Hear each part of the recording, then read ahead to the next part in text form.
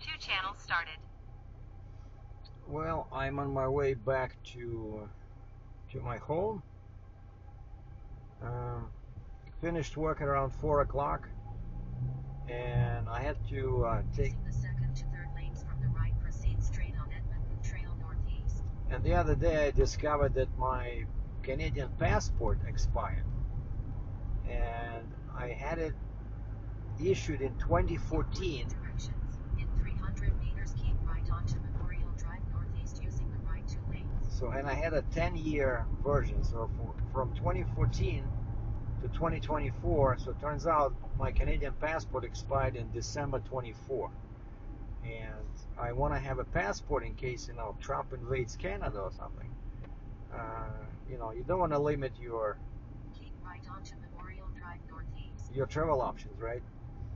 And so I quickly downloaded the app the other night. I found 2 references that you need, and then yesterday after work I went to the UPS store. I got my 2 passport photos taken, so it took a couple of hours. That application is so detailed, and I got that done yesterday, and so prepared the envelope. And today after work at 4 o'clock I drove over to Shoppers Drug Mart, a pharmacy where they have a Canada Post.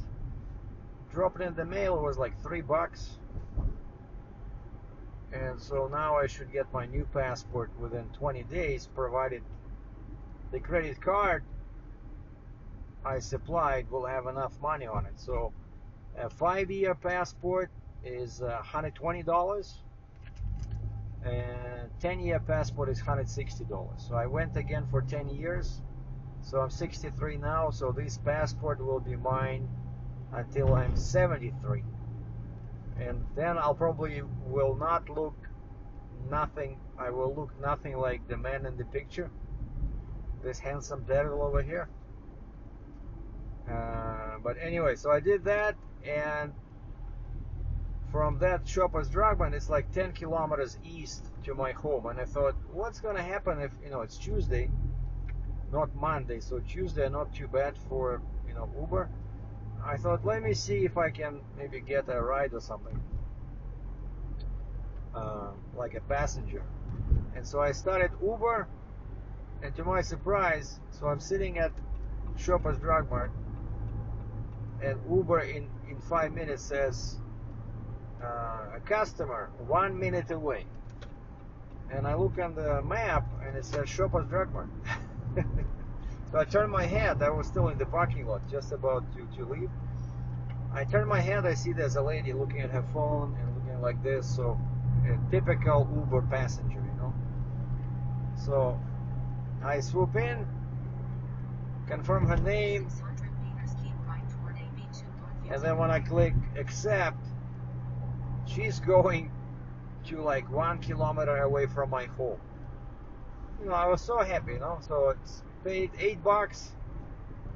I took her there. We had a very nice chat because she's also an immigrant, and she just moved from Skyview Ranch to Cityscape, and we were talking about real estate, Keep right toward AB2 north. But she's a renter, so she rents a basement, 1-bedroom basement in Cityscape, and she says she's paying, I think she said $1,300, which is not bad, and that includes utilities, which is, well, actually my apartment is still cheaper. So mine is what, $850 mortgage plus $300 condo fees plus utilities, usually like $40-50 plus cable, internet, what is it, like $150. I think it's still cheaper than rental, and plus it goes up in price. And so I dropped her off, and I said, okay, so it's like $8.50. I'll head over home, and right away Uber gives me another ride. And of course, again, I cannot see where they're going, right? They don't wanna tell us. Lyft tells you, but Uber doesn't, right? And so I said, okay, let's roll the dice. And I go pick up a guy, and he's dressed in a security uniform, so he's going to work. He works at the hospital. He's doing a night shift. And when I learn all this after he gets in the cab, but I slide the slider, picked up, and then Uber tells me where we're going, downtown. 25 kilometers from cityscape to downtown. Totally opposite of where I wanted to go, but I don't want to cancel because that affects your rating. And so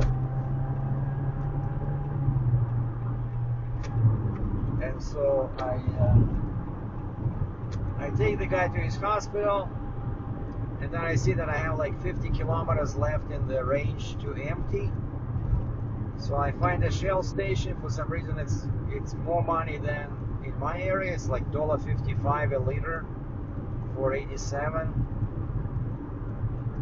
But I figured, it's 5 cents difference. 5 cents, I got like 42 liters, which is what, like $2, because 10% would be $4, right? So 5 cents or 5% is $2, but it's nothing.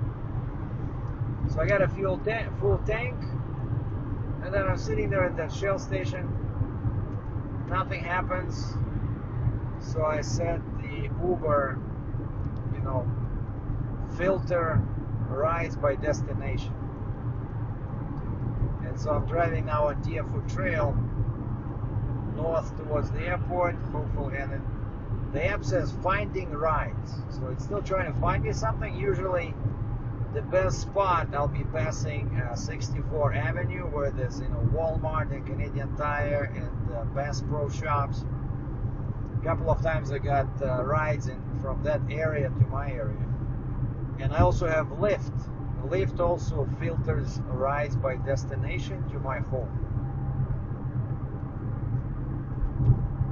Oh, and that the security guard ride paid I think $25. So basically, my haul for these 2 trips was $31. And so all I needed was another 20, because on nights like this I just want to make $50. I just don't want to kill myself. Just $50. Let's say Tuesday, Wednesday, Thursday, then a couple of hundred on the weekend. Are we good? But I'm driving, there's nothing. Today there was a huge accident over here on Deerfoot Highway 2 northbound near Memorial Drive. All northbound lanes were closed. Some idiot flipped over the car, got killed. So fatality, and police shut down the highway for investigation, and usually these guys take forever. They don't care about the traffic build up, so there was like a nightmare. And so lucky for me, I was doing a couple of pickups and deliveries away from this. I went to the airport, like where all the terminals are. Picked up a machine that I drop off in the morning. But the most interesting ride of the day was they sent me to do an exchange. Like the guy had a defective machine, and they said, take this zero-turn scissor lift, 16 foot. It can go up to 16 feet, but the people like it because it's super useful in tight areas, because it literally, that's why it's called zero-turn. It turns on the spot, on the dime. And it's just a joystick. Very maneuverable. The only drawback is that it can only go up 16 feet. So if you need like 20 or 30, you need a bigger machine. So anyway, I call the guy to tell him that I'm coming, to give him my ETA, as we always do, And I was there before. It's Adri, and they're building a liquor store. Like they're refurbishing a liquor, a space inside to make a liquor store out of it, right?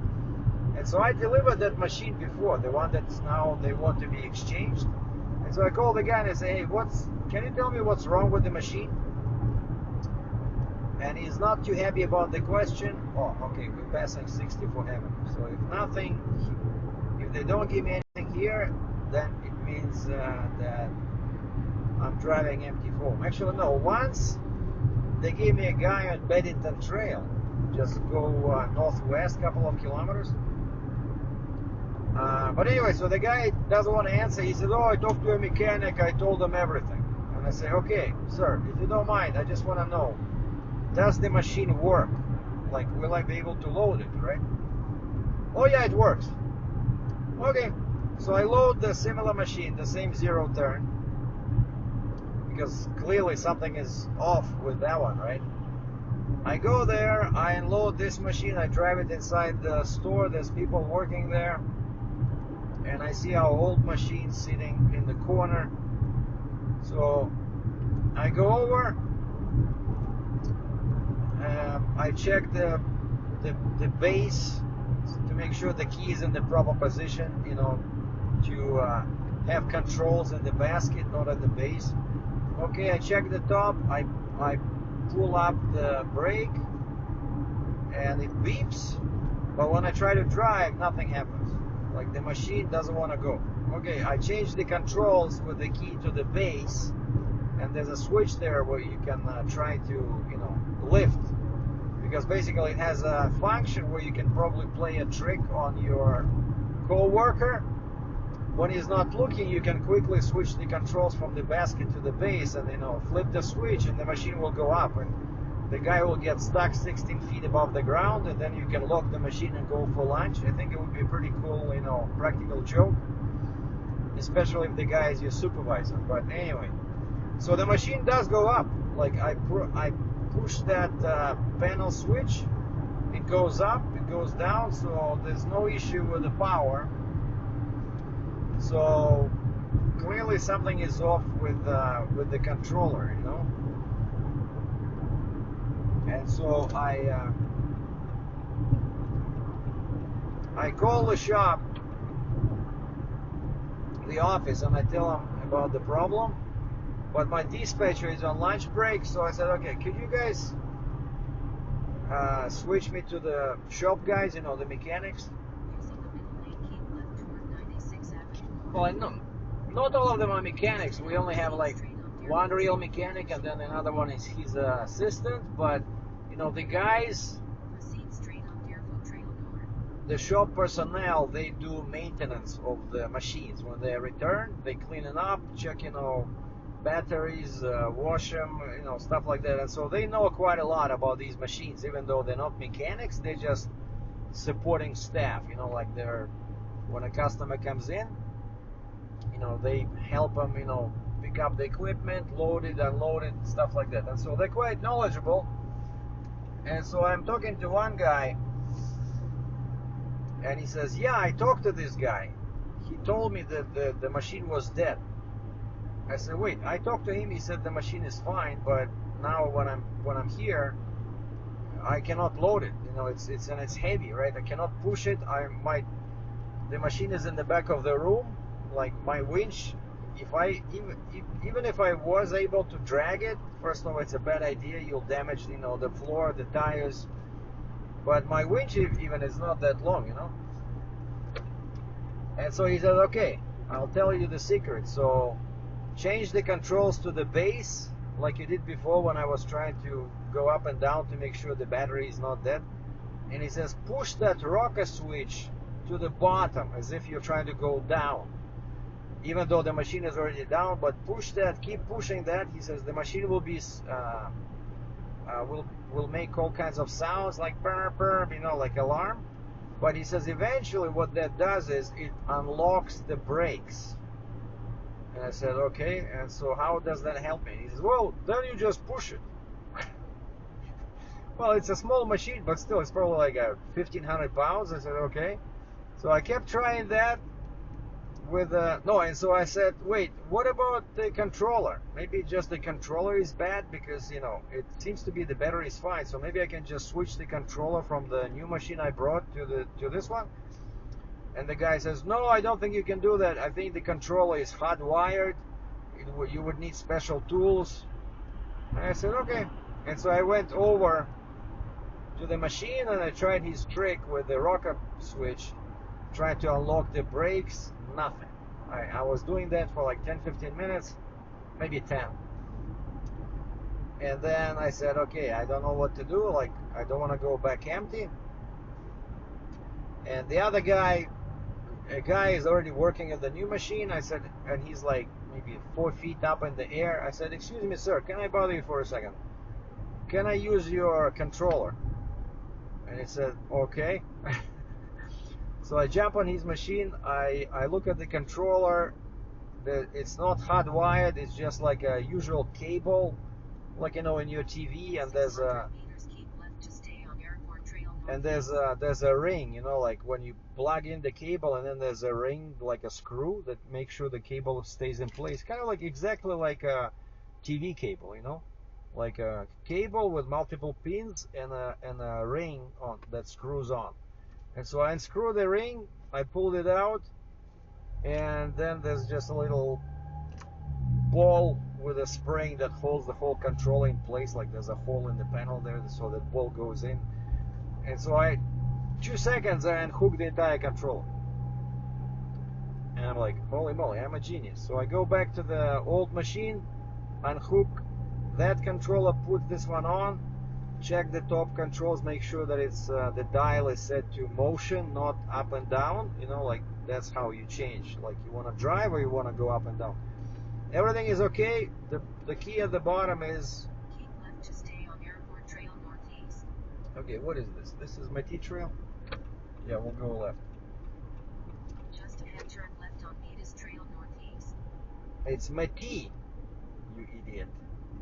So anyway, as soon as I hook up the controller, pop up the brake, the machine beeps, and happy to comply with the joystick movement and starts going. So that the other guy is looking at me, the guy who's stuck in the air, because he cannot move. Like I took his controller. But he didn't seem to mind. I said, hey, I'll be back in an hour. Okay, he looks at me. Well, I didn't say that. I'm joking. I just said, hey, I'll be right back. Okay, I just gonna load. So I drive that machine, put it on the bed, disconnect the controller, take it back to the guy.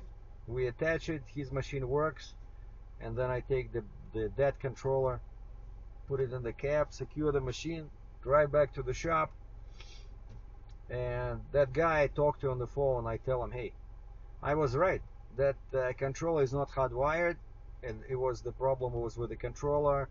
I could make that rocker panel switch to release the brake, so I said I just swapped the controllers just to load it. And I said, but the machine is dead, and that was the last one, like the one I took as a replacement. It was the last one, so we don't have any other machine to take the controller from, you know. And so I asked the guy to use our forklift to take the machine off. And he says, oh, we'll need to turn it because, you know, there's only like 2 like trays where he can put his forks. And so I grabbed the machine and I was able to move it a little bit, and so that to turn it the way he wanted it. And then he helped me, and then he came with the forks, and you know, I was spotting him, and he was able to take the machine with the forks off the truck. So I'm telling you, it was quite an adventure, but he was really impressed. He says, you should be a mechanic.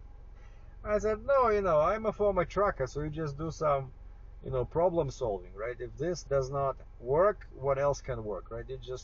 You solve the problem, people, right? And so I was happy with myself today that I was able to accomplish the task, right? So they sent me to do an exchange. I brought the machine, but I'm not able to pick up the old one. And I don't want them to send the mechanic and then send the truck again, you know. So I was able to do some diagnostics, right? And decided it was the controller. And since we had the new controller, let's see if it works. And it did. So, and that's why they pay me the big bucks. Because I'm a self-starter, self-motivated. Because I always was self-employed. Oh, I was actually talking about this to my first passenger today. We were talking about real estate. And I said, are you an employee or self-employed? She says, an employee. And I said, okay. that's good because she says she wants to buy a house eventually.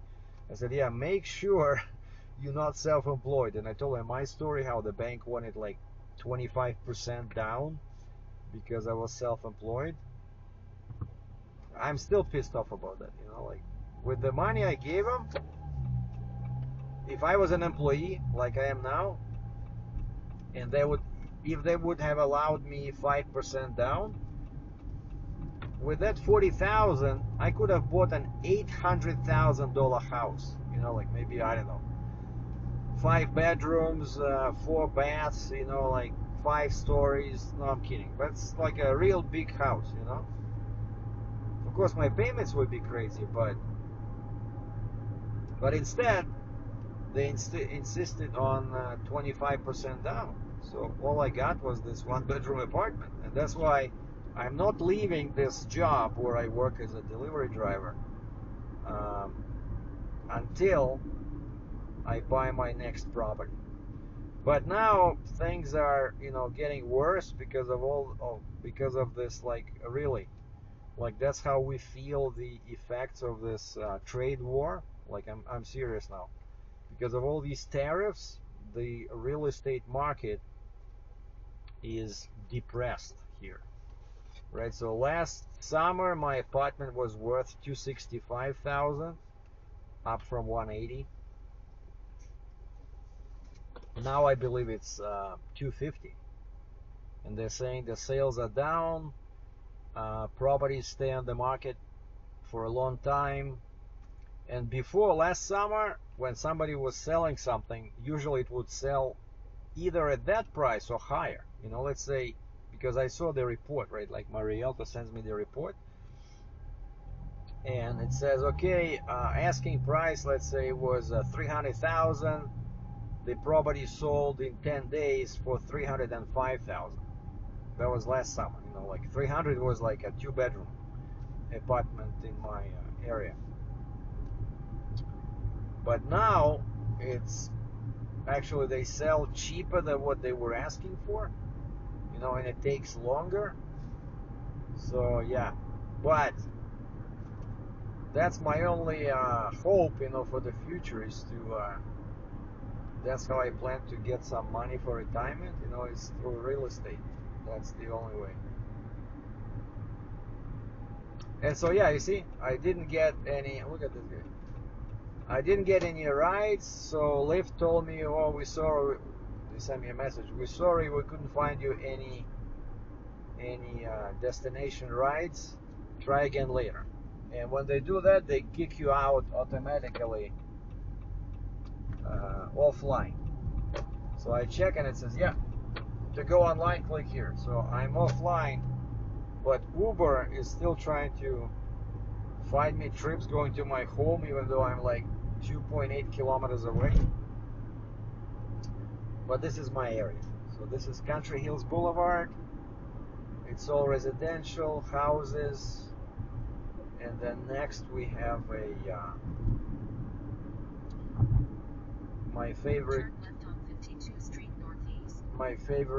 retail plaza there with there's a couple of banks, there's quite a few restaurants, there's a liquor store, there's a gym, so basically it's super convenient. So let's say you go to the gym, then you go to the liquor store, then you go to the bank, then you go to McDonald's, or whatever works for you. Go to McDonald's, then to the gym to shed off the pounds, But yeah, so today was an interesting day, and I drove both the pickup truck and the Freightliner, and did a couple of like very mild scaffolding, Baker scaffolding, which is small variety. And so yeah, I accomplished the task with my passport application. So now it's on the way to Gatineau, Quebec. That's where the passport office is for Canadian passport applications. So it goes all the way across Canada, from Alberta, to Saskatchewan, Manitoba, Ontario, and then Quebec, as they say, Quebec or Quebec in English, but French Quebec. So yeah, that is done. And Thursday, which is the day after tomorrow, right? Tomorrow is Wednesday. So Thursday, a guy picks up my Durango for 5 days. And so tomorrow I'll have to make sure that I'll have to double check the interior. Oh, and I bought those special floor mats for the trunk. I'll have to install those to protect the trunk space from dirt. They're kind of like a floor, like regular all-weather mats you see, you know, in the front, except these are designed for the rear, for the trunk. And so yeah, that's what I'm going to be doing tomorrow. Tomorrow after work, I'll make sure the car is ready, clean it up a little bit if any spots are there. And I didn't move it after I cleaned it up. I didn't move it. I didn't drive it, so it's full of fuel. And okay, Uber off. Cash out balance, yes sir, 33.39. What I like about this deal is that it's immediate. As soon as you click done, 5 minutes later I can check my account. I'll have these $31.06. Yeah, too bad I couldn't get 250. But at least they say you had 0 cancellations this session. Nice going. Oh yeah, because you didn't give me, you only gave me 2 rides. But anyway, so yeah, that's the plan for tomorrow. So prepare the car, install the new floor mats. Maybe I'll do a video around this. And I think it snowed, so there might be some snow on the top, and I'll have to clean it up a little bit. Maybe blow it off with my leaf gun. And that's it. And then I'll just leave, hide the key somewhere. And Thursday morning the guy comes over to my place to pick it up. He didn't want to pay for delivery. And so 5 days, I think I'll make 350 bucks.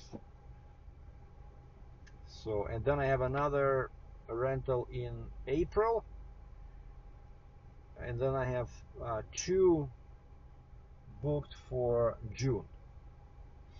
So the car is getting popular. I think the trick here is that this rental website, you know, when somebody searches for a car, they have this very tricky algorithm. So if you don't have any rides and you don't have any ratings, then they're not gonna put you up at the top, you know. But the more rides you do, and like 0 cancellations, because they warned us about this. Don't do any cancellations, especially during your first like couple of rides, because then you're gonna end up at the bottom. People will never find you. And so far I had 3 rides. I have a 5-star rating, and I see that now it's getting easier for people to find my vehicle, you know. Yeah, then another big thing that's happening is that April 19th, I'm taking this Jeep to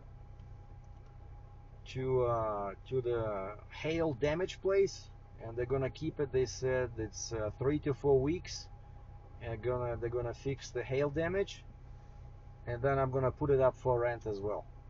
So if both vehicles are rented, I'll use a bike. It's now warm. My job is only 7 clicks away. Takes 30 minutes on a bike. But summer, I already checked the pricing. Pricing is gonna be pretty nice, like 200 bucks a day for the customer. So $200. My take is 75%, so that means that I will make 150 a day from one vehicle, you know. Of course, Jeep, because it only has 5 seats, it's probably gonna be cheaper than Durango, which has 7 seats. But still, you know, like if I could make 150 a day on that one and $100 a day on this one, 250 plus my regular job, wow, I'll be laughing on the way to the bank. So those are the hopes and aspirations. I'll check back with you later. Time now to go home and have some pelmeni. dumplings or pierogies, and this time I'm trying the new variety, chicken, I think, and spinach. Some Chinese dumplings with chicken and spinach. They're deep frozen, ready to go. Takes like 5 minutes to cook them. So anyway, thanks for watching, and I hope you guys enjoy your Tuesday whenever you are, and hopefully your weather is good. Now it's +3 Celsius. What is this, like 36 F? But in the morning it was -6. Like crazy. Calgary, it's like from minus to plus all the time. Engine off. Arrivederci.